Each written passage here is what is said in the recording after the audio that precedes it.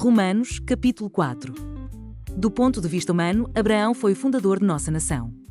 O que descobriu ele? Se suas boas obras o tivessem tornado justo, ele teria motivo para se vangloriar, mas não perante Deus.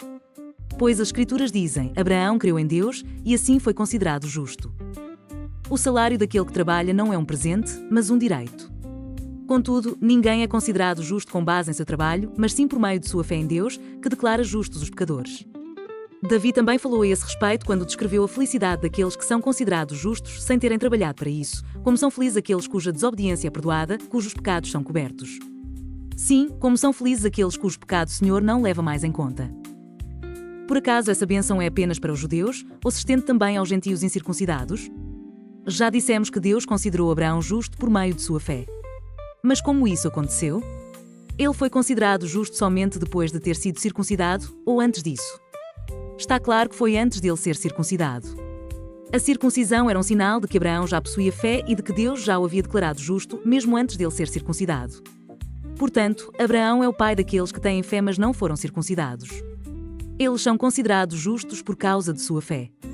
E Abraão também é o pai daqueles que foram circuncidados, mas somente se tiverem o mesmo tipo de fé que Abraão tinha antes de ser circuncidado. A promessa de que Abraão e seus descendentes herdariam toda a terra não se baseou em sua obediência à lei de Deus, mas sim no fato de ele ter sido considerado justo quando teve fé. Portanto, se a herança prometida é apenas para aqueles que obedecem à lei, a fé é desnecessária e a promessa anulada. Pois a lei traz ira sobre aqueles que tentam obedecer a ela. A única forma de não quebrar a lei é não ter lei nenhuma para quebrar. É por isso que a promessa vem pela fé, para que ela seja segundo a graça e, assim, alcance toda a descendência de Abraão, não somente os que vivem sob a lei, mas todos que têm fé como a que teve Abraão. Pois ele é o pai de todos que criem. Conforme aparece nas Escrituras, eu o fiz pai de muitas nações. Isso aconteceu porque Abraão creu no Deus que traz os mortos de volta à vida e cria coisas novas do nada. Mesmo quando não havia motivo para ter esperança, Abraão a manteve, crendo que se tornaria o pai de muitas nações. Pois Deus lhe tinha dito, esse é o número de descendentes que você terá. E sua fé não se enfraqueceu, embora ele soubesse que, aos 100 anos, seu corpo, bem como o ventre de Sara, já não tinham vigor.